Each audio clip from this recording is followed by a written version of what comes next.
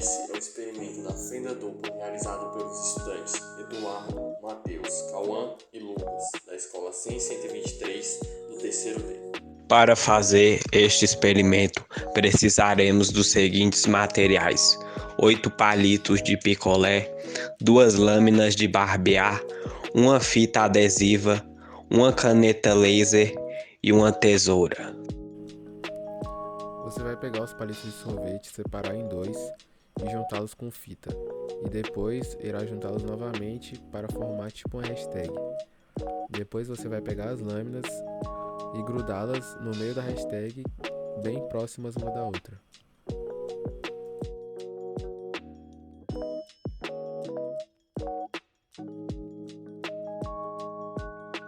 Como funciona o experimento?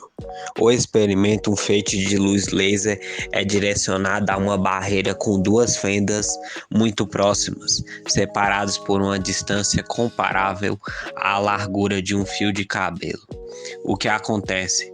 Quando a luz passa pelas fendas, ela se comporta não apenas como partículas, fótons, mas também como ondas. Essas ondas de luz se sobrepõem e interferem umas com as outras. Padrão de interferência. Na tela atrás das fendas, observa-se um padrão de faixas claras e escuras. As faixas claras correspondem à interferência construtiva, onde as ondas de luz se somam, e as faixas escuras correspondem à interferência destrutiva, onde as ondas se cancelam.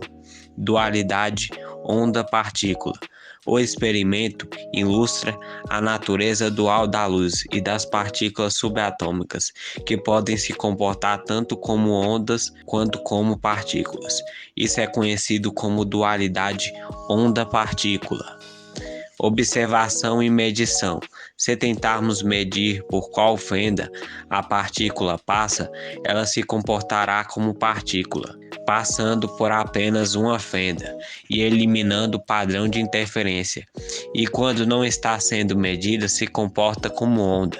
Isso demonstra como a observação pode afetar o comportamento de uma partícula quântica.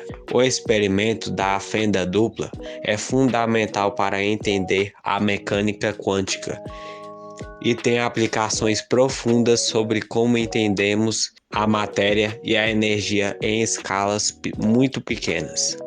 Questão 17. Explique o efeito fotoelétrico, quem o descobriu e o que ganhou com isso.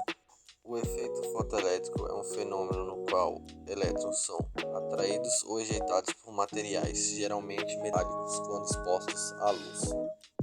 E foi descoberto pelo físico alemão Heinrich Hertz no século XIX, no qual não ganhou nenhum título ou prêmio. Mais tarde, Albert Einstein, em 1905, explicou a lei do fotoelétrico e em 1921 ganhou um prêmio Nobel de Física pela descoberta. Respondendo à questão 18, como funciona a conversão de energia luminosa solar em energia elétrica em um painel fotovoltaico? Ela funciona pelas seguintes etapas: absorção da luz solar. Os painéis solares contêm células fotovoltaicas, geralmente feitas de silício. Quando a luz solar atinge essas células, os elétrons são liberados. Efeito fotovoltaico. Os elétrons liberados criam uma corrente elétrica por meio do efeito fotovoltaico. Esse processo transforma a energia luminosa em energia elétrica. Corrente contínua para corrente alternada. A corrente gerada é contínua e precisa ser convertida para corrente alternada para uso doméstico. O inversor solar realiza essa conversão, tornando a energia disponível para residências e empresas. Respondendo à questão 19, como funciona a emissão de luz num LED? O que significa a sigla LED?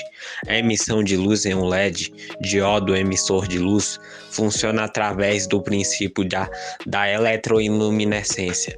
Quando a corrente elétrica passa pelos terminais semicondutores do LED, chamados de ânodo e cátodo, Os elétrons se recombinam com lacunas no outro terminal, liberando energia na forma de fótons, que são as partículas que compõem a luz.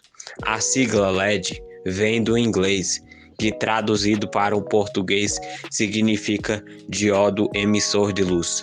Os LEDs são conhecidos por sua eficiência energética e longa vida útil, sendo utilizados em uma ampla gama de aplicações, desde iluminações até telas de dispositivos elétricos. O Brasil possui a maior reserva de silício do mundo, entretanto não produz células solares. Por que isso acontece? Ele não produz devido à falta de estrutura industrial e tecnologia especializada, devido à alta competição internacional e custos elevados de produção, a ausência de incentivos governamentais específicos, uma cadeia de produção longa e complexa e uma demanda interna ainda pequena comparada a outros países. Por que o silício é tão importante para a produção de componentes elétricos? Ele tem grande importância devido às suas propriedades semicondutoras, que atuam como condutor ou isolante conforme necessário, devido à estabilidade térmica, que opera em ampla faixa de temperatura sem degradar, processabilidade, pode ser facilmente cortado e polido para fabricar chips, e compatibilidade. Como o Brasil poderia se beneficiar com isso? O Brasil poderia se beneficiar através de desenvolvimento industrial, investir em infraestrutura e tecnologia para a produção de semicondutores, com parcerias, estabelecer colaborações entre governos, exportação de silício refinado, refinar e exportar silício de alta pureza, e no mercado interno, estimular a demanda por eletrônicos e energia solar fabricados localmente.